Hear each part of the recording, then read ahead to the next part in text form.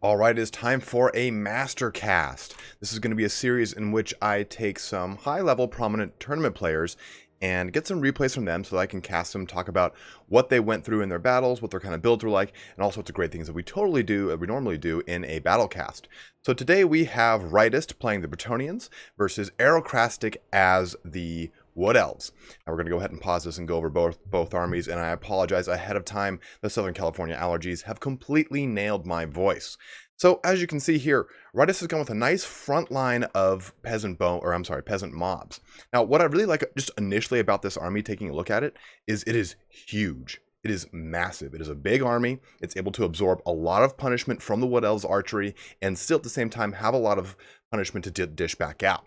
So we can see here we're dealing with a total of 5 units of peasant mobs. These guys are going to be great to just kind of absorb some overall shots from the archers. In addition to that, they do get up into the range of them quicker than the rest of the army. So if you have them on auto fire, the majority of the archers or at least the high-level archers of the Wood Elves will be forced to fire as soon as something comes into range, wasting just a couple, useless volleys on peasants, but those are volleys that your high-level characters, like your main characters or your cavalry, don't need to absorb. So this is a nice little play here. Also absorbs a lot of the initial charges from dryads, treekin, any of the other bigger, scarier units from Wood Elves. In addition to that, you have a nice middle line of battle pilgrims. Now, I know I usually kind of bemoan these guys, but they actually have a pretty good place here. Battle pilgrims have frenzy, and they have a pretty good weapon strength at 35. The really nice thing with this is that in addition to that, they're shielded, and they're pretty cheap by comparisons of other shielded frenzied units. Now, the great thing about these is that they're going to go toe-to-toe with Eternal Guard. They're going to go toe-to-toe with Dryads quite easily. In fact, they have a really great matchup against Eternal Guard, which are really meant to pop foot squires or larger, heavier cav units such as, Knights of the Realm or anything like that. So I like this play here by Rightest. In addition to that, we're going to see a nice back line of some archers. Just going to looks like we're going to see 2 peasant bowmen archers with fire arrows, a great call just in case you do have any dryads or treekin you want to play against, and then 4 units of Knights of the Realm, no regiments of renown. These guys do have anti-large, and they're going to be a really good shock troop here. They're going to have great morale, they have great armor at 90, they've got bronze shields, so they'll be able to absorb some fire coming in from their Wood Elves. Now, in addition to that, you've got some 2 units of Spearmen in the very back line. You have Leonlionka as well as a Paladin here. Now, the Paladin has stripped his abilities minus Guardian here, so he's just going to be really used to burst things down, get that anti-large in there, and help pop some bigger creatures, perhaps a Wood Elf Dragon. Now, Lowen Leonkar is a really good play here. I really like Lowen as opposed to the Fey Enchantress, because the big thing with Lowen is you get the Lion's Shield. Now, the Lion's Shield gives him 44% missile resistance. In addition, he does get magic resistance, which isn't as huge when it comes to the Wood Elves, but it still does help because there are magic missiles that can be fired from, say, Orion and some of the other things. Now, in addition to that, he also gets the Sword of Couronne. Now, when he gets into close combat, this is a nice, huge 30-meter aura debuff of both melee defense and armor around him. So I think he's got a really great position here in this army, and I'm stoked to see this kind of play out. Now, before we get going here, let's take a real quick look at Aerocrastic's army. Aerocrastic has got 3 units of Glade Riders, one of which has the Hagbane tips. The Hagbane tips, of course, are the poisoned missile variant of the Glade Riders. Nice thing here is they'll be able to slow down anything with those Hagbane tips, in addition to pouring out a lot of damage and being on the run. Now, you'll also see 2 units of Deepwood Scouts. Now, these, of course, are the lesser variant of the Wayward, or not Wayward, but the Way Watchers, but they're by no less means any less terrifying. They still have 180 range, they can fire whilst moving, and they're Vanguard deployment, so they're pretty nice here. Now, in addition, we have a front line of Eternal Guard mixed in with some Dryads and some Asrai War Dancers. He does have the Asrai Spears, I think, as well, but in addition, we're also going to be seeing Orion on foot. Well, he can't be on anything else other than his disgusting hooves. Now, 512 melee damage with AP and anti-large is going to be pretty scary in case the Paladin or Lowen goes to jump in on Orion. In addition to that, he's hurling 400 weapon strength bolts pretty much downrange with those giant spears like some sort of Zeus on high. Now, lastly, we have a Spellsinger of Beasts here with both the Amber Spear and Transformation of Cadon. We've seen that very prevalent in the competitive circuit right now, is just the presence of Transformation of Cadon across the whole.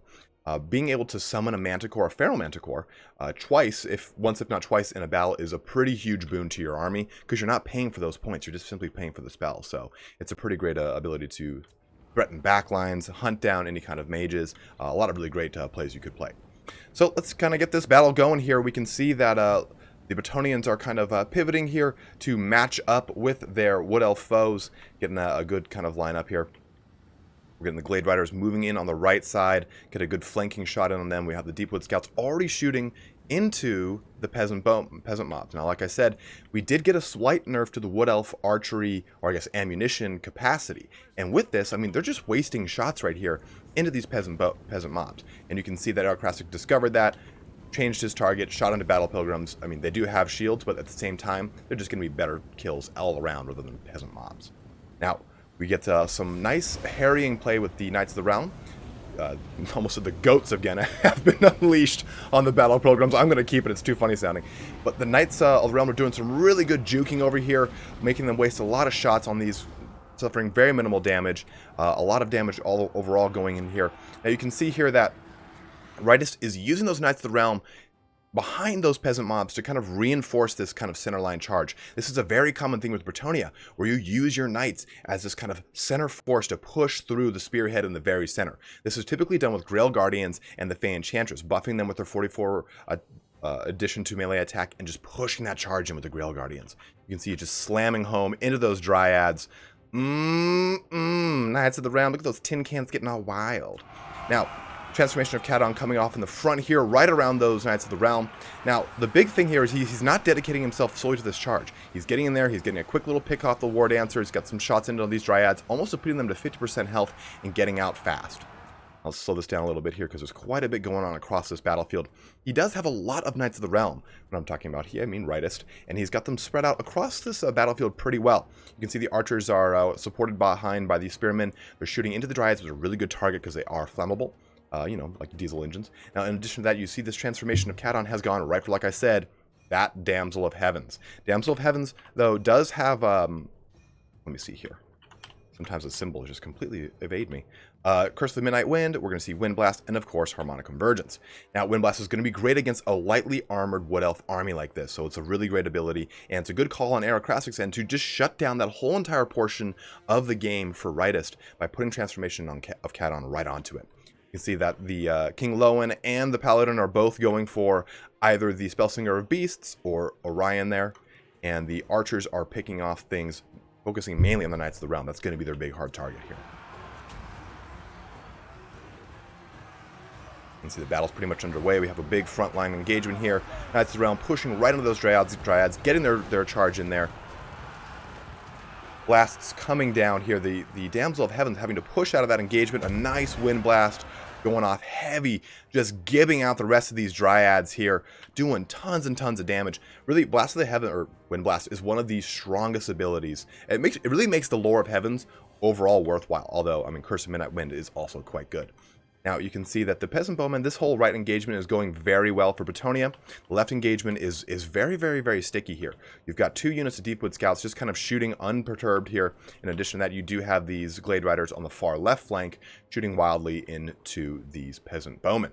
Peasant Bowmen are really taking the brunt of that range damage, and you know what? That's still okay. The Knights of the Realm are really going to be the big thing here, driving home a lot of damage, and you can see the Knights of the Realm have gotten a really good surround on this Feral Manticore, trying to put it down as fast as possible, but we can see a second one popping up right now. Like I was saying, Transformation of Cadon is great for getting those Manticores out at a pretty cheap cost.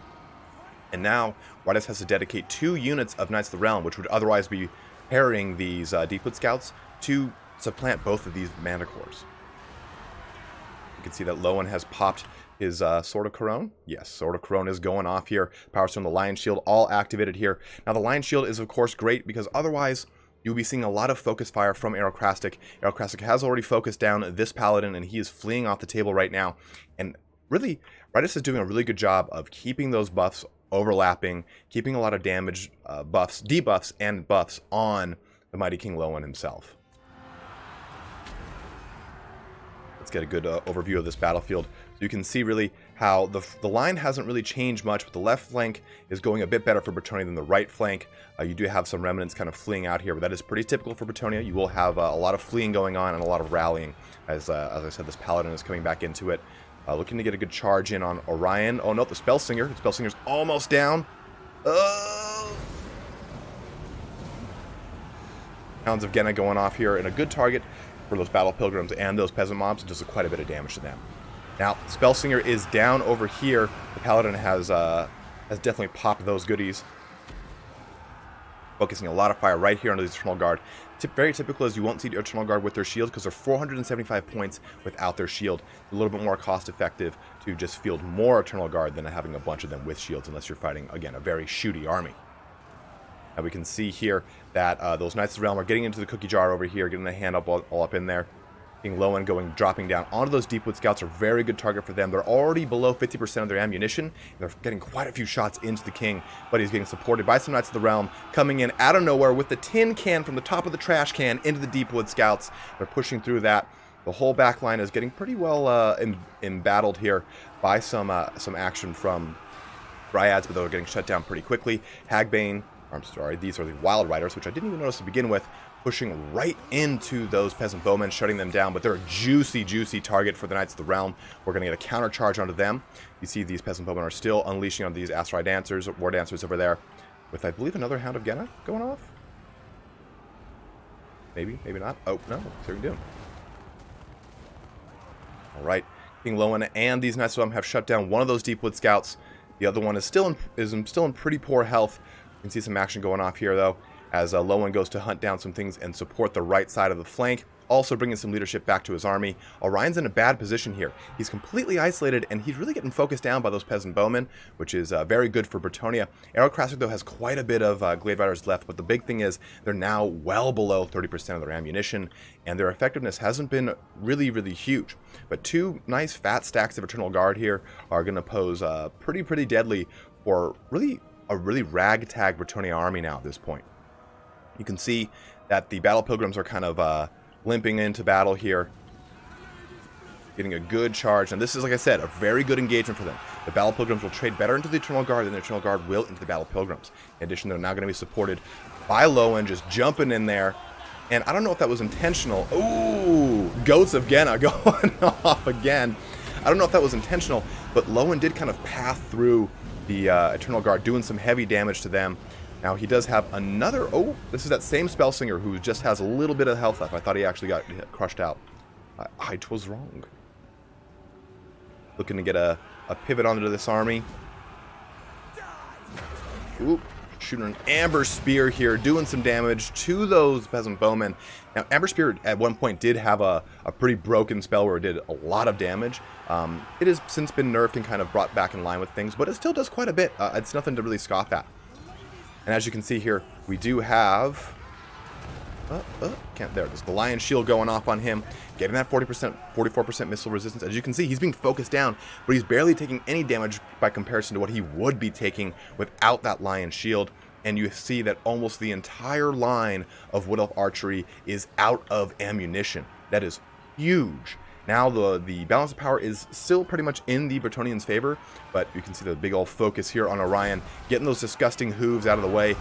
Oh, everything is just piling in over here. Another Amber Spear rips through a ton of Battle Pilgrims. Woo! Orion is on his last leg. Mel Gibson is just getting shot in the face left and right. Lowen Leonkar surrounded entirely by Glade Riders here, but he doth not care. The King of Bretonnia takes down the Master of the Wild Hunt. And really, a lot of the Bretonnian army is fleeing right now. You can see that this Spellslinger has gotten in with the archers in the back line, but he is, or she is, actually suffering pretty hard from leadership issues right now.